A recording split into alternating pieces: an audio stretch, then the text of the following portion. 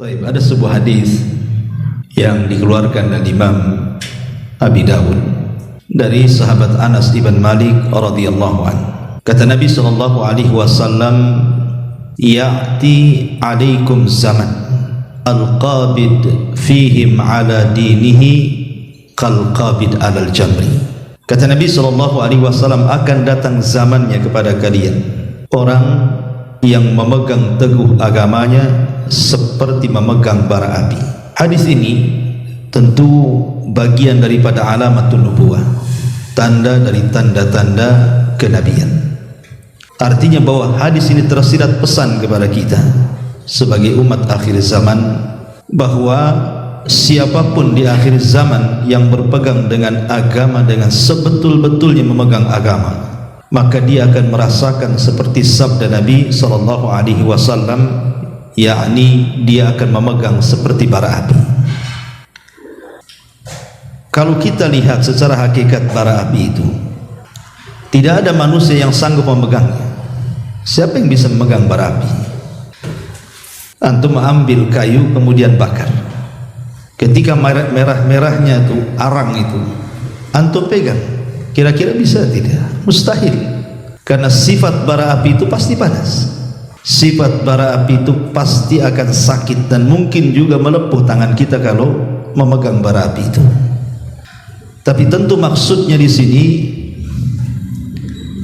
bahwa nanti umat di akhir zaman itu agama mereka akan digoyah. Ada di antara mereka sampai melepas agamanya, betul-betul dia lepas agamanya. Tapi ada juga yang kemudian mulai malas untuk memegang agamanya, karena tadi kalau dia memegang agamanya maka akan berbagai macam musibah, bala, ujian datang kepadanya sehingga dia makin lemah untuk memegang agamanya.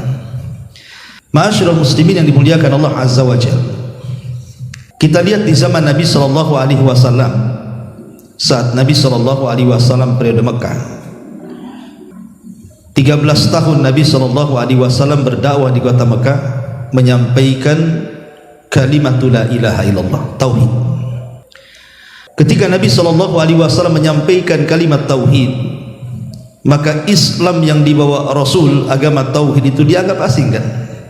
Bahkan mereka mengatakan, aja'alal alihata ilahan wahid inna hadza la syai'un ujab. Apakah engkau akan membawa satu Tuhan saja wahai Muhammad, dan kami harus membuang banyak Tuhan seperti Lata, Uzza, Manat, Khubal dan yang lainnya? Tentu ini agama yang aneh. Artinya bahwa permulaan Islam yang didakwahkan Rasul itu dianggap aneh. Dan Nabi SAW mengisyaratkan bahwa keanehan Islam atau keasingan Islam itu akan terjadi di akhir zaman. Makanya Nabi mengatakan, bada'al Islam ghariba wa sayaudu ghariba kama bada'a fatuba lil ghuraba. Kemunculan Islam di permulaan itu asing dan akan kembali asing, tapi beruntunglah orang-orang yang dianggap asing, kata Rasul. Kita lihat bahwa perjalanan dakwah Nabi sallallahu alaihi wasallam di permulaan dakwahnya, dan juga para sahabat Nabi sallallahu alaihi wasallam yang ikut memeluk agama yang hak kepada Nabi sallallahu alaihi wasallam, maka persis yang disabdakan Nabi sallallahu alaihi wasallam tadi, kal qabid alal jamri, seperti memegang bara api. Sebut saja Suhaib Ar-Rumi, Suhaib Ar-Rumi atau Suhaib ibn Sinan Ar-Rumi radhiyallahu anhu. Ketika dia memeluk Islam, maka dia disiksa habis-habisan oleh orang-orang kafir Quraisy sehingga dipukul depan dan belakangnya sampai hilang ingatan. Suhaib ini hilang ingatan gara-gara hanya memeluk Islam. Diberikan tekanan orang-orang Quraisy supaya menjadi pelajaran bagi yang lainnya, siapa yang memeluk agama Muhammad maka nasibnya sama dengan Suhaib Ar-Rumi. Artinya bahwa lihat tantangan dakwah kala itu. Seorang sahabat Nabi SAW, Suhaib Ar-Rumi, hanya mempertahankan keimanan tapi dipukul sampai hilang ingatan. Walaupun kemudian dengan berjalannya waktu Allah kembalikan ingatan Suhaib Ar-Rumi ini. Tapi lihat bagaimana kondisi saat itu orang yang memeluk Islam. Kemudian juga contoh yang lainnya, Utsman ibn Affan radhiyallahu anhu. Di permulaan dia masuk Islam, keluarganya tidak terima, Bahkan salah satu paman Utsman ibn Affan ini sampai kemudian mengikat Utsman ibn Affan dengan tikar yang terbuat dari anyaman pelepah kurma, semacam dibungkus kemudian diikat. Kemudian kakinya diikat di atas pohon, kemudian kepalanya di bawah kayak digantung. Kemudian pamannya membakar kayu bakar, bukan untuk membakar Utsman, tidak, tetapi pembakaran itu dekat dengan Utsman digantung. Jadi apabila apinya kemudian padam, apa yang terjadi? Keluar asap. Asap itulah yang sengaja kemudian terhempas angin dan terkena wajah Utsman ibn Affan radhiyallahu anhu. Anda bisa bayangkan kalau ada orang di depan perapian kemudian ada angin dan asapnya mengarah ke kita, pengap kita dibuatnya, tidak bisa bernafas, boleh jadi sakit mata, sakit hidung dan begitu seterusnya. Lah Utsman itu berjam-jam diberikan asap seperti itu. Kita bisa bayangkan betapa tersiksanya Utsman kala itu. Tetapi Utsman ibn Affan tidak bergeming dari keimanannya sampai akhirnya kemudian dilepaskan oleh pamannya. Makanya kemudian Utsman pun berinisiatif untuk hijrah dari Mekah, bahkan memimpin hijrah pertama ke Habasyah karena sudah tidak tahan berada di Mekah. Itu contoh bagaimana Islam ditekan di masa itu. Atau contoh yang lainnya, Mus'ab ibn Umair radhiyallahu anhu. Mus'ab ibn Umair ini kalau boleh dikata idolanya anak-anak muda hari ini. Selain daripada Mus'ab ini orangnya tampan, begitu digambarkan, kemudian kulitnya terawat, kemudian pakaiannya megah-megah, kemudian orang tuanya bangsawan, apa yang diinginkan dia semua dipenuhi oleh orang tuanya, dari kendaraan, pakaian, wewangian. Bahkan gadis-gadis di zaman itu mereka sangat berharap ingin menikah dengan Mus'ab ibn Umair, saking tampannya. Tapi Mus'ab ibn Umair dia orang cerdas. Kemudian belakangan dia masuk Islam, bersahadat di hadapan Nabi SAW. Ngamuk keluarganya. Akhirnya kemudian orang tuanya membuat jeruji penjara dalam rumahnya. Kemudian Mus'ab pun dipenjara dan tidak boleh keluar sampai beberapa waktu lama. Akhirnya kemudian Mus'ab bin Umair berhasil keluar dari rumahnya, kemudian bergabung dengan kaum muslimin. Makanya Nabi SAW juga karena melihat kecerdasannya, dia pula yang diutus oleh Rasul untuk berdakwah pertama kali kemana? Ke kota Madinah. Tapi yang ingin saya jelaskan adalah banyak para sahabat Nabi SAW yang mereka tidak tahan melihat Mus'ab. Kenapa? Karena Mus'ab yang mereka lihat hari ini berbeda dengan Mus'ab yang mereka lihat saat berada di atas kekufuran, di mana semua hajatnya dibutuhkan, semua dikasih orang tuanya. Tapi sekarang Mus'ab bukan lagi orang kaya, bahkan kulitnya sudah tidak seindah dulu, sampai dijelaskan dalam sejarah itu sampai keluar sisik seperti sisik ikan karena sudah tidak terawat lagi. Sehingga banyak para sahabat yang tidak sanggup memandang Mus'ab kecuali dengan menunduk dan menangis. Begitulah tekanan supaya Mus'ab kembali kepada kekufuran, tapi dia memiliki agama yang kokoh dan kuat sehingga dia tidak bergeming dengan sebuah kekayaan. Ini sederetan orang-orang merdeka. Dan kalau kita ceritakan betapa banyak para sahabat Nabi SAW yang mendapatkan intimidasi dan tekanan dari orang-orang Quraisy, kita lihat para budak lebih parah lagi. Sebut saja Bilal ibn Rabah radhiyallahu anhu, punya majikan namanya Umayyah ibn Khalaf. Umayyah ibn Khalaf ini orang bengis, ikhwan, orang jahat ya. Jadi ketika Bilal ibn Rabah masuk ke dalam Islam, disiksa habis-habisan sampai satu hari diikat kemudian lehernya, kemudian anak-anak kecil menggeretnya layaknya binatang. Bahkan satu hari dia diikat di pohon kurma, kemudian dicambuk dan tidak berhenti yang menyambuk kecuali kecapean. Sampai satu hari dia dibawa ke padang pasir, kemudian ditimpakan batu yang sangat besar di tengah-tengah terik matahari, sampai Bilal hanya mengatakan ahadul ahad, ahadul ahad. Tapi Bilal tidak pernah menanggalkan keislamannya. Sampai satu hari Abu Bakar radhiyallahu anhu melihat, kasihan dia datang kepada Umayyah ibn Khalaf, menawar berapa harga Bilal, asal kau bebaskan dia aku bayar, katanya. Subhanallah, Umayyah ibn Khalaf pun kemudian meminta bayaran yang sangat tinggi. Dalam riwayat 5 qirat, dalam riwayat 7 qirat emas. Itu bukan harta sedikit. Kalau seandainya membeli budak yang lain mungkin boleh, bisa puluhan budak dia beli dengan harga segitu. Tapi demi membebaskan Bilal ibn Rabah, walaupun Abu Bakar harus mengeluarkan uang yang sangat besar, tetap ia lakukan. Akhirnya Bilal pun bebas. Makanya Umar bin Khattab radhiyallahu mengatakan, Abu Bakrin sayyidun a'taqa sayyidan. Abu Bakar itu seorang sayyid, pemimpin, dan dia telah memerdekakan seorang pemimpin juga. Maksudnya Bilal ibn Rabah. Karena setelah peristiwa ini Nabi SAW sangat memuliakan Bilal, dan dia menjadi pemimpin para muadzin sampai kiamat dibangkitkan. Bilal ibn Rabah. Kemudian siapa lagi? Sebut saja Khabbab ibn Arat. Khabbab ibn Arat radhiyallahu anhu. Khabbab ibn Arat ini, ikhwan, majikannya seorang pandai besi, pemilik usaha pandai besi. Anda bisa bayangkan, namanya pandai besi, isinya hanya besi dengan api saja. Itulah pandai besi. Jadi Khabbab ibn Arat ini ketika mendengar bahwa dia masuk Islam, majikannya marah, sehingga dipaksa Khabbab ibn Arat ini murtad. Tapi Khabbab tidak mau. Sampai kemudian majikannya kalau sudah marah, dia ambil besi, dimasukkan ke dalam api sampai merah, kemudian disundutkan ke badannya. Subhanallah. Sampai sejarah menjelaskan tidak ada satu pun tempat di badan Khabbab ibn Arat ini kecuali ada sundutan besi panas di situ. Itu Khabbab ibn Arat radhiyallahu anhu.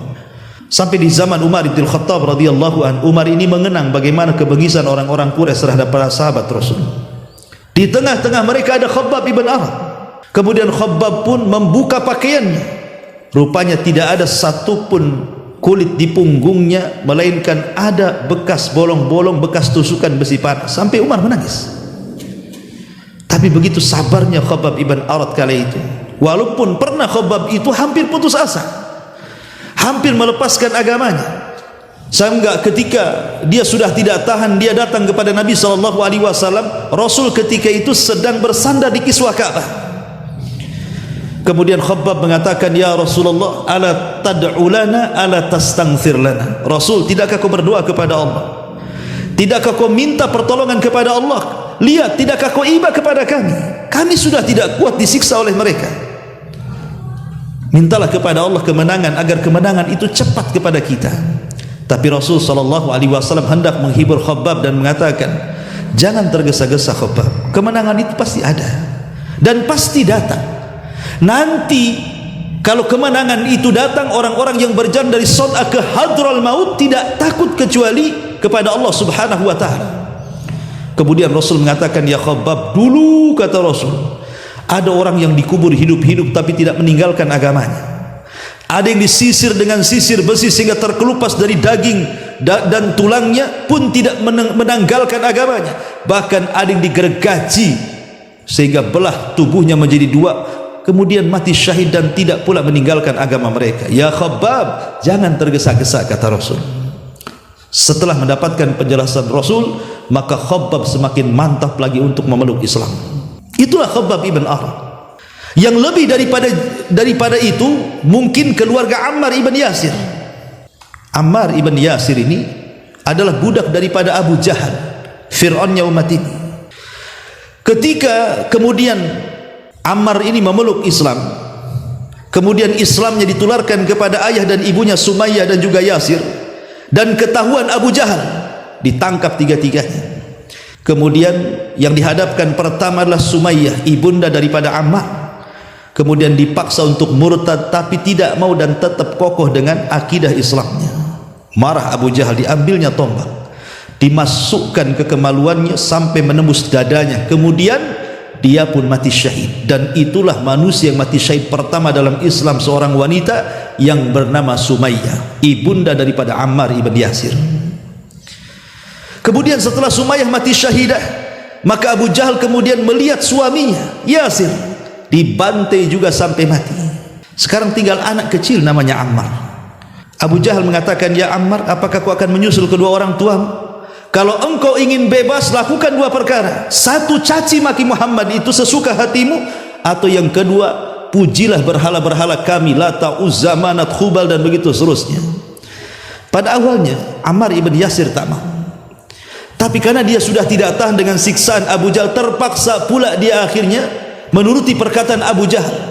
Sebagaimana janji Abu Jahal, kalau dia mau mencaci maki Rasul atau memuji-muji berhala-berhalanya akan dibebaskan. Setelah kemudian itu dilakukan, Abu Jahal pun membebaskan Ammar ibn Yasir ini. Dengan sedih hati dan menangis, Ammar ini datang kepada Nabi SAW menceritakan. Tetapi Nabi SAW mengatakan, ya Ammar, kalau mereka menyuruh engkau untuk mencaci maki diriku, tambahlah cacian itu. Karena ketika itu turun surah An-Nahl, illa man ukriha wa qalbuhu mutmainnun bil iman. Tidak mengapa orang mengeluarkan kata-kata kufur kalau dalam kondisi terpaksa dan dipaksa, tapi hatinya penuh dengan keimanan. Tapi lihat bagaimana keluarga Ammar ibn Yasir, ini keluarga pertama yang mati syahid, ikhwan. Ini bagian kecil, belum lagi budak-budak wanita seperti An-Nahdiyah, kemudian Zunairah, dan banyak lagi. Kalau kita membuka sejarah orang-orang yang disiksa orang-orang Quraisy ini, luar biasa, teramat sangat banyak.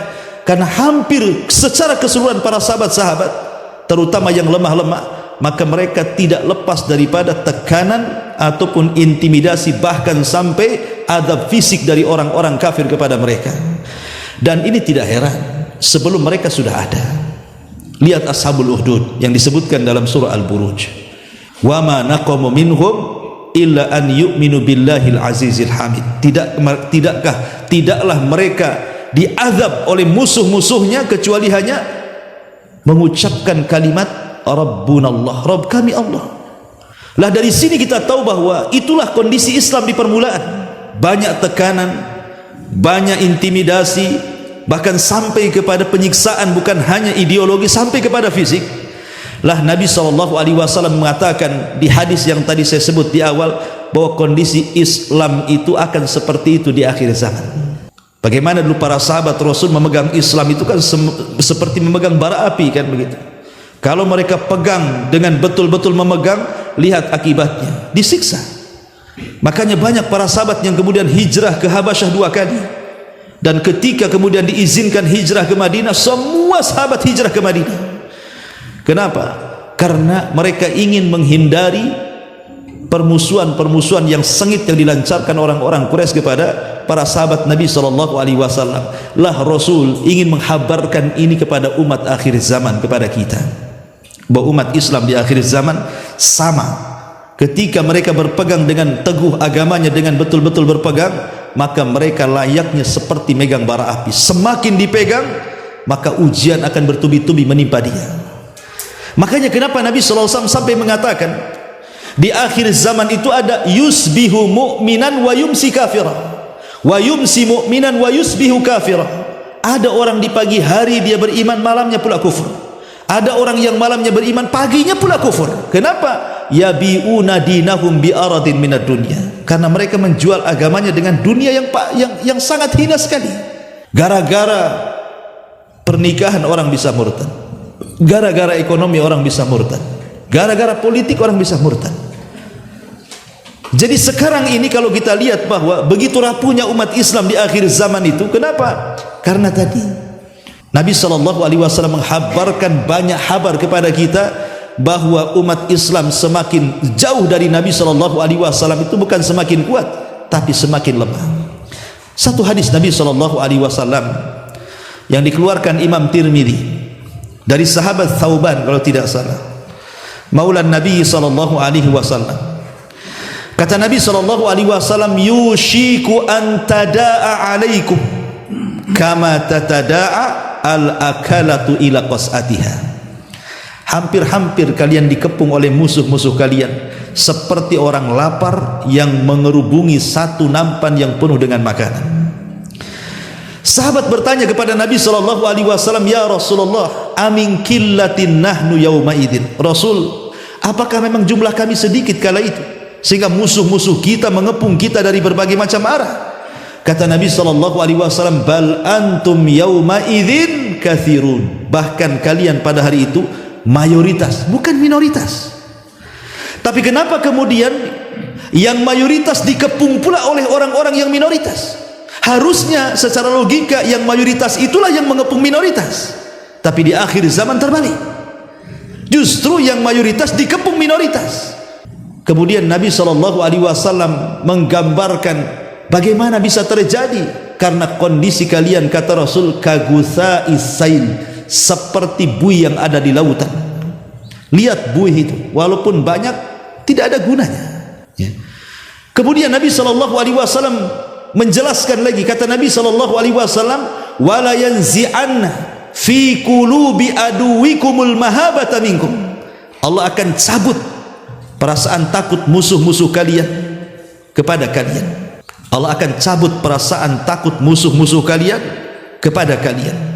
Wala yakdhifannallah fi sudurikumul wahnu. Tetapi Allah akan tanamkan pada hati-hati kalian penyakit al-wahnu. Wahn itu bahasa Arab, bahasa kitanya lemah, kelemahan. Kenapa bisa lemah? Kemudian Rasul memberikan alasan, karena kalian hubbud dunya wa karahiyatul maut, terlampau cinta dengan dunia yang berakibat dengan takut akan kematian. Disitulah kelemahan kalian. Lemah dengan dua perkara ini menjadi lemah agama kalian, iman kalian lemah, kata Rasul. Dulu ikhwan, dulu di zaman Nabi SAW, kenapa Islam selalu menang dalam setiap peperangan? Karena di mata para sahabat Nabi SAW, ketika mereka sudah keluar berjihad, kalau bisa mereka tidak pulang lagi, alias mati syahid. Itulah kunci kemenangan yang dikatakan Khalid ibn Walid ketika berdialog dengan orang-orang Romawi. Apa kata Khalid? Nahnu qaumun nuhibbul mauta kama tuhibbul haya. Kami ini sebuah kaum yang cinta dengan kematian sebagaimana kalian cinta dengan kehidupan. Kalau ada sebuah pasukan, niat mereka ingin mati dan tidak ingin hidup, niat mereka ingin masuk ke dalam jihad dan tidak ingin kembali, siapa yang akan melawan orang-orang yang siap mati? Tidak ada yang bisa melawan. Orang ini siap mati semua. Sementara orang-orang kafir itu tidak siap dengan kematian, mereka ingin hidup. Makanya dalam setiap peperangan di zaman itu hampir tidak terkalahkan. Tidak terkalahkan kaum muslimin apabila perang. Kenapa? Karena jiwa raga mereka sudah diserahkan kepada Allah. Mereka sudah cinta dengan syahid dan kematian. Karena di saat itu kecintaan dunia tidak ada, yang ada kecintaan kepada akhirat.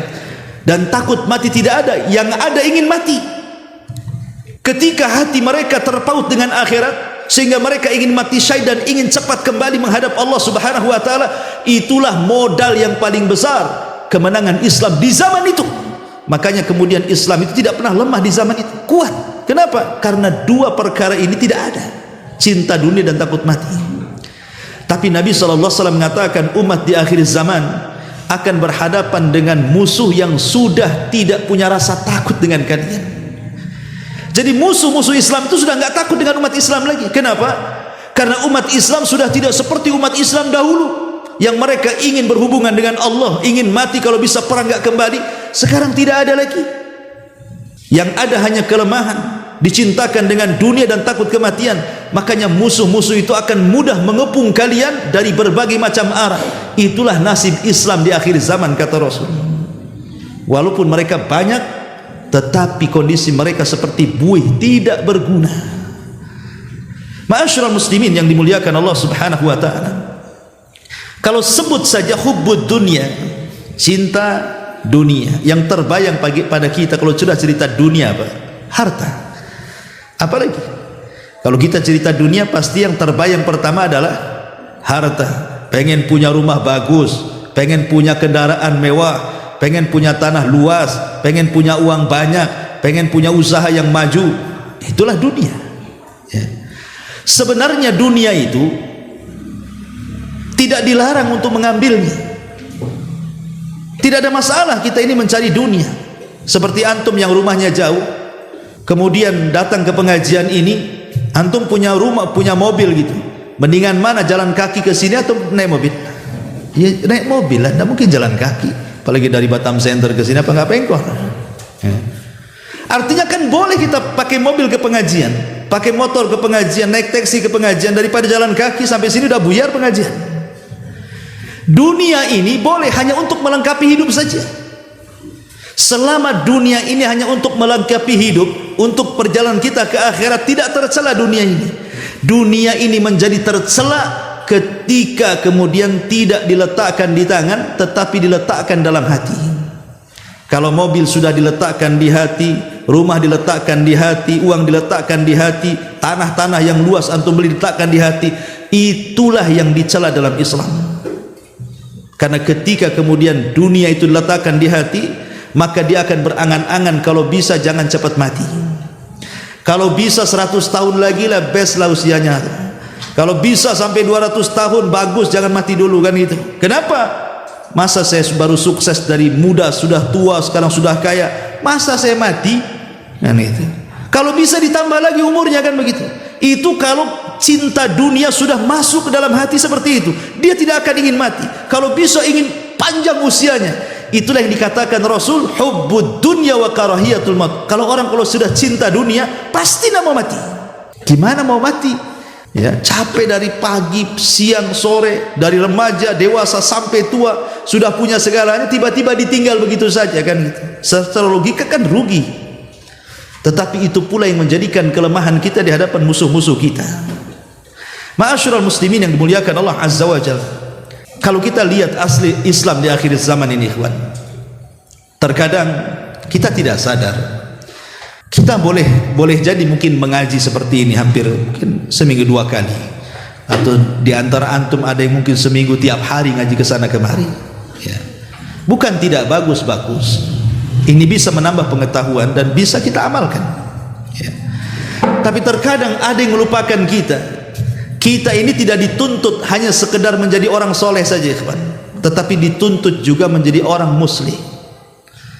Soleh dan muslih. Soleh itu memperbaiki diri, muslih itu memperbaiki orang. Kalau soleh saja, antum tidak akan diganggu siapa-siapa. Coba antum sholat, ya untuk sendiri, puasa untuk sendiri, ngaji untuk sendiri, baca Quran untuk sendiri, zikir untuk sendiri. Siapa yang ganggu antum? Nggak ada. Antum nggak akan diganggu. Coba aja. Tapi kalau antum sudah mulai muslih, menasihati orang, tetangga tak sholat antum tegur, kenapa kau tak sholat? Tetangga mabuk antum tegur, ketika tetangga menyelisih sunnah antum tegur, ketika tetangga melakukan kesyirikan antum nasihati. Di situ muncul permusuhan. Kalau kita sholat dalam rumah, puasa dalam rumah sendirian, nggak ada yang ganggu. Tapi ketika kita sudah menjadi muslih, berusaha memperbaiki orang, disinilah gangguan-gangguan akan terjadi. Disitulah perlu kesabaran, seperti kita memegang bara api. Tapi kita harus lakukan. Tidak mungkin ada kemungkaran depan mata kita diamkan. Pasti kita ingkari lah kan gitu. Masalahnya ikhwatu fiddin muliakan Allah Azza wa Jalla, musuh-musuh Islam ini teramat sangat kuat, terutama di zaman akhir seperti ini. Karena hampir semua bidang yang harusnya umat Islam miliki sudah diambil sepenuhnya oleh musuh-musuh kita. Apa itu? Kalau boleh 3 atau 4 bidang coba. Pertama, perpolitikan, atau disebut dalam bahasa Arabnya as-siyasah. Kemudian yang kedua, ekonomi, atau dalam bahasa Arab disebut al-iqtisadiyah. Kemudian yang ketiga, budaya. Ya. Kemudian yang keempat, dunia kemiliteran. Ini 4 perkara ini kalau sudah dipegang oleh musuh, habis kita. Kita rinci sedikit. Pertama, perpolitikan. Sekarang dunia Islam, negara Islam atau negara yang mayoritas Islam, acuan politiknya kemana? Apakah ke Islam atau ke Barat? Ke Barat. Sistem pemilihan kepemimpinan di negara-negara Islam, mau tidak mau sekarang harus mengikut ke Barat kan? Karena sudah menggunakan sistem demokrasi kan? Ya. Dan mereka menganggap itu sistem yang paling baik. Padahal tidak ada yang lebih baik melebihi hukum Allah Subhanahu wa ta'ala. Tapi sistem itu sudah berlaku di negara kita, bahkan di negara manapun. Seolah-olah sistem Barat lebih baik dibandingkan sistem Islam. Ya. Yang kedua, al-iqtisadiyah, ekonomi. Siapa yang pegang ekonomi sekarang? Umat Islam? Tidak juga. Padahal siapapun yang memegang ekonomi, dia bisa menentukan harga. Kalau orang pegang ekonomi, dia bisa menentukan harga, artinya bisa mengatur pasar. Kalau sebuah negara kuat ekonominya, dia bisa mengatur negara-negara lemah kan, dengan memberikan bantuan, memberikan macam-macam.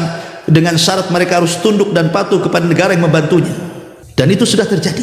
Ketika ekonomi kita lemah, dicengkram ekonomi yang kuat dari orang-orang kafir, maka kita seperti apa?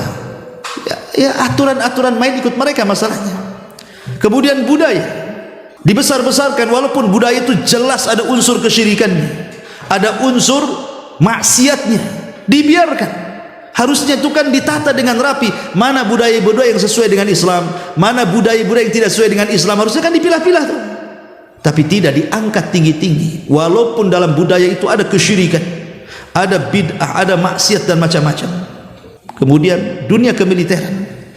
Dulu Barat itu di masa kegelapan, mereka belajar kepada umat Islam yang ada di Andalusia.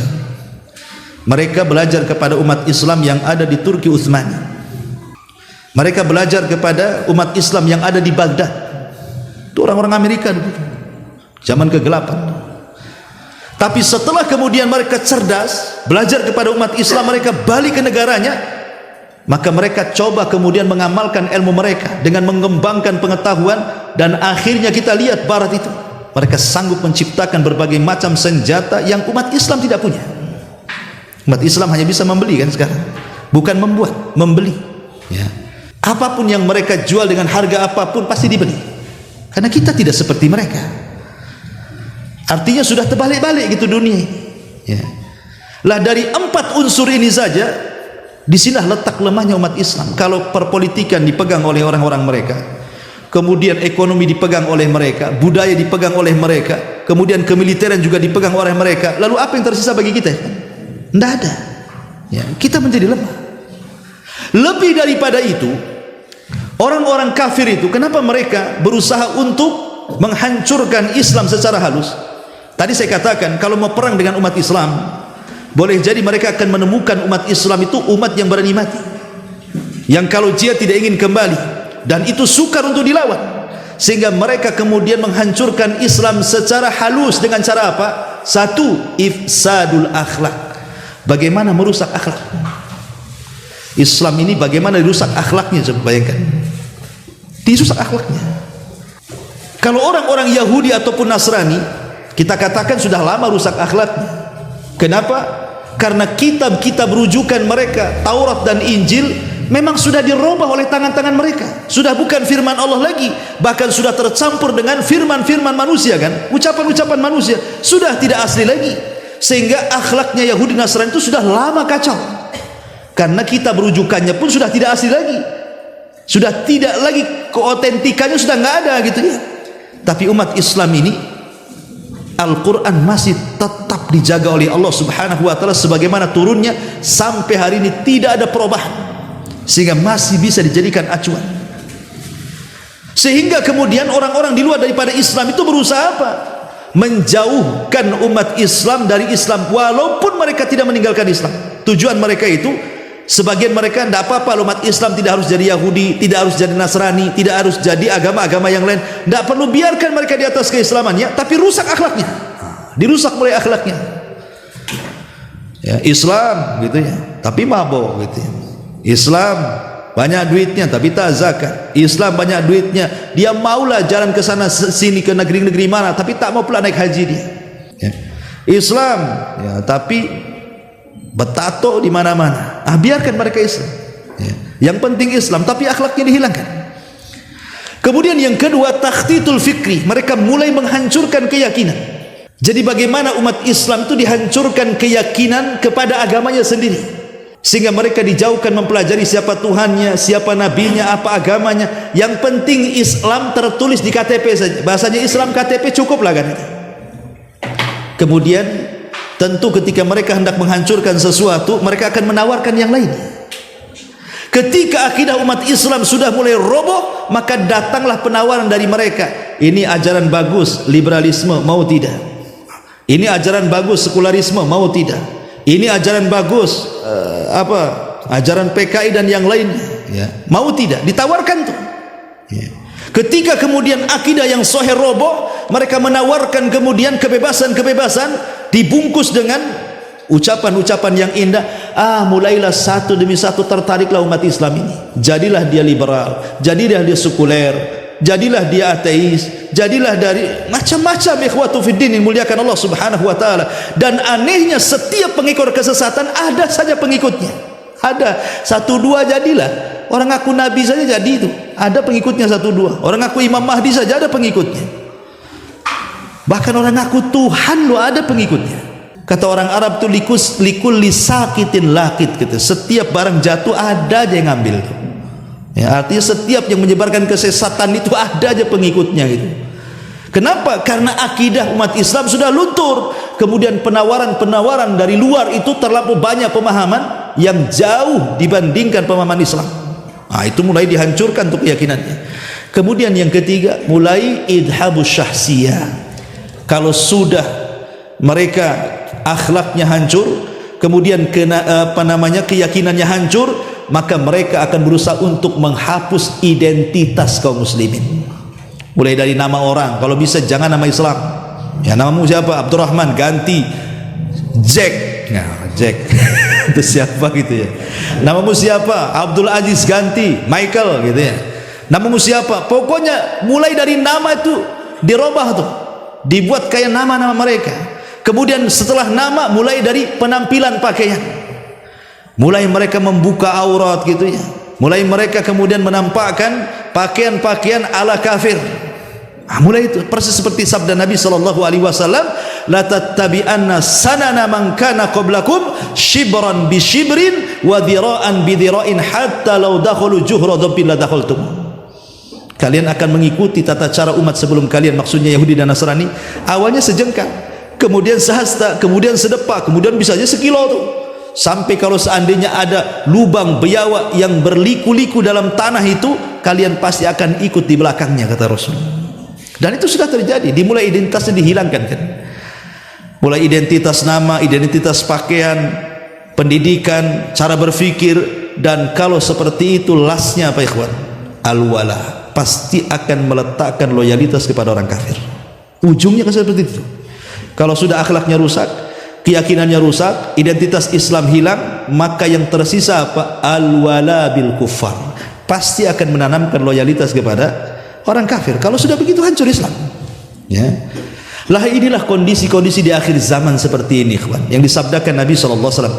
Kalau kita tidak sabar, terus mempelajari agama yang benar sesuai dengan Al-Quran dan Sunnah ala fahmi salaful ummah ini, maka kita akan habis tergerus. Maka tanamkan kepada anak-anak kita ini akidah yang benar. Karena tantangan dakwah anak-anak kita ke depan berbeda dengan tantangan dakwah hari ini yang kita hadapi. Tentu akan lebih dahsyat lagi kan begitu. Karena Rasul yang mengatakan sayati alaikum zaman walladzi ba'dahu syarrun minhu, akan datang zamannya di mana setelahnya jauh lebih buruk daripada sebelumnya.